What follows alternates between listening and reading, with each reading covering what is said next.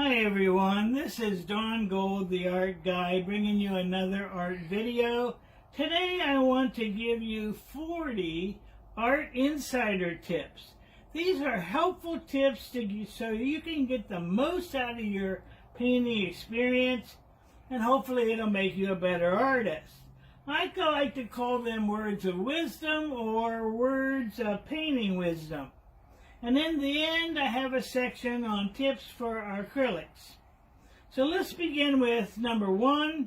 Keep the subject small. I want you to look at the examples. Keep the subject small. Keep it simple. I have a tendency to want to fill up the page with many details, but you should have a focused theme. Okay, number 2. Use lots of moist paint. I have seen so many people drag dry paint onto the paper. If they've only used a touch of water, they would get a smooth stroke of paint. Now here's an important tip. The fewer the strokes, the smaller the amount of color mixing, the fresher the painting. And number 4, watercolor paper is not a passive surface. It is dynamic, it is alive, and can paint parts of the painting with as little direction from the painter. Now, I don't want you to use the tip of the brush because it will ruin the point.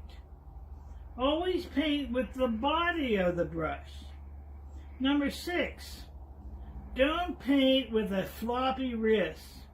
Your wrist should be firm and not rigid. Now, these 3 are very important tips. Many people use too much water and not enough paint. And then, number 8, never go back into a wet wash with a watery brush. Number 9, learn to paint on the first try with no corrective brushwork.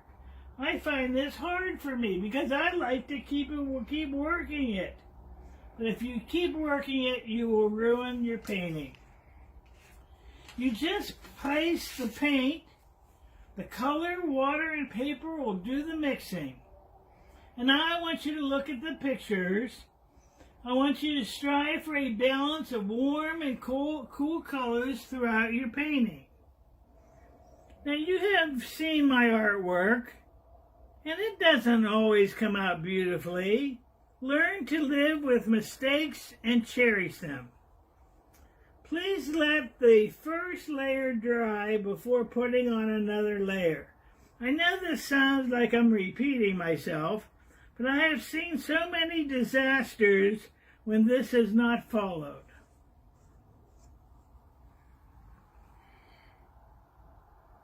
Number 13 is very important. Lightly sketch your subject. Block in your colors and then add details and shading.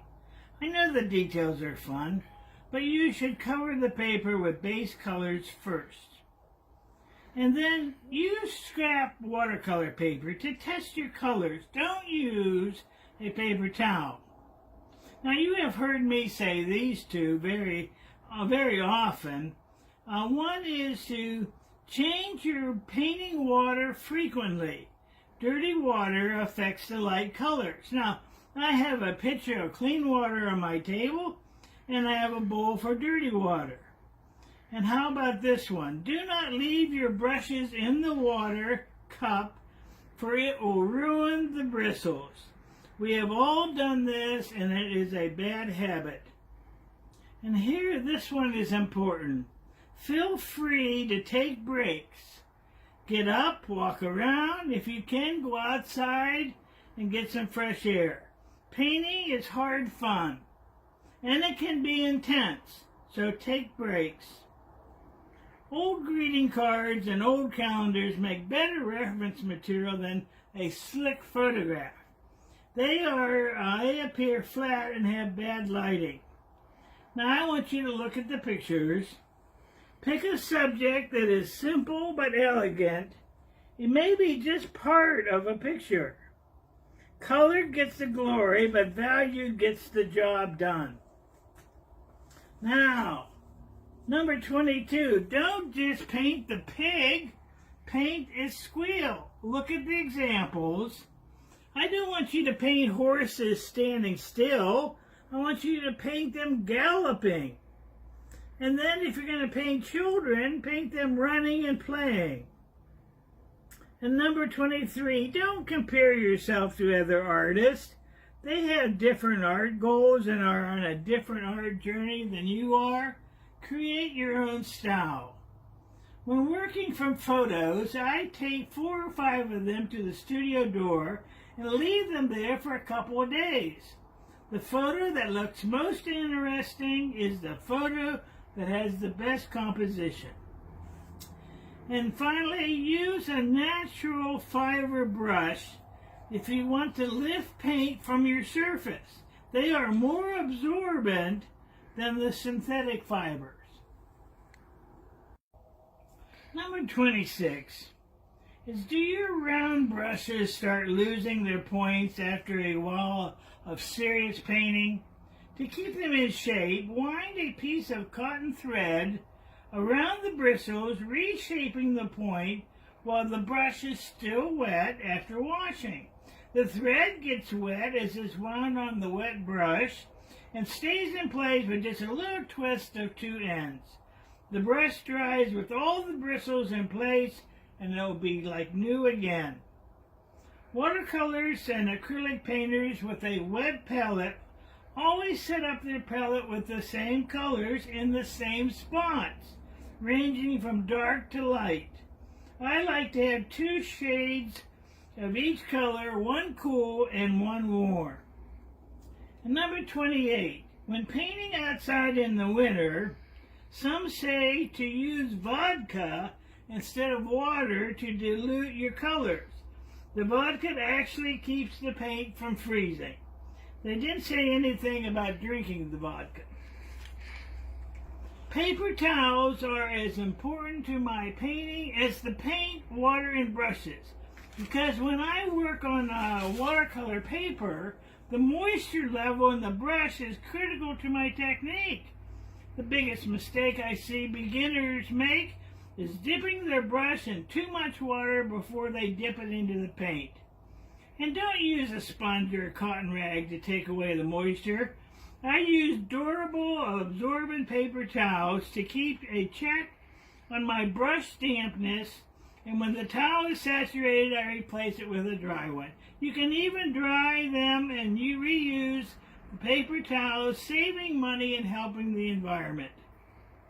The second most often mistake I see beginners make is using the same saturated brush for the entire painting. If it is too wet, go to a dry one. This is important in Chinese brush painting. To check proportions, I look at my painting and subject in a mirror. Even when things are going well, I often find glaring mistakes revealed. I prefer making corrections as I go, so I check it frequently in the mirror. I pick a spot to stand, and about 10 feet from my easel, and use this as my viewpoint. Having a consistent point like this from which to make judgments, ensure the measurements, shapes, and angles relate to each other properly. Number 33, I simplify my composition in big areas of cover, covering the canvas quickly and relating one color to another. You can't determine if the colors are right until the canvas is covered. Under a strong painting is a good abstract design. Acrylics are extremely versatile, fast-drying paints, and can be used straight from the tube like oils, or thinned with water, or a medium you can use like watercolors. Just for review, here are some tips to keep in mind when you paint with acrylics.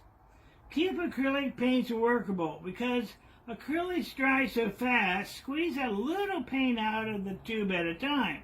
If you are using a foam plate or a plastic palette, invest in a spray bottle or a spritzer, so you can spray a fine mist over the paint regularly to keep it moist and thus usable.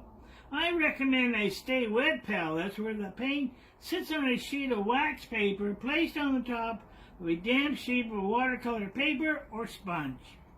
Blot your brushes. Keep a piece of paper towel or cloth next to your water jug. Get into the habit of wiping your brushes on it every time you rinse them. This prevents water drops running down the ferrule and onto your painting and making blotches. Opaque or transparent colors, if applied thickly, either straight from the tube or with very little water added or mixed with a little titanium white, all acrylic colors can be opaque. If diluted, they can be used like watercolors and for airbrushing. And blending. Because acrylics dry rapidly, you need to work fast if you wish to blend colors. If you're working on paper, dampen the paper will increase working time. And then number 40 is masking fluid, also called Frisket, can be used with acrylic washes as well as with watercolors. Be sure it is completely dry before you paint over it. Masking fluid will work on paper and canvas, but always test it first. Caution. Dip your brush in soapy water or cleaning fluid before you use it to apply masking fluid and then wash it thoroughly. Once masking fluid has dried in a brush, it becomes nearly impossible to remove. This concludes our talk today of the 40 Art Insider tips that can make you a better artist. See you next time.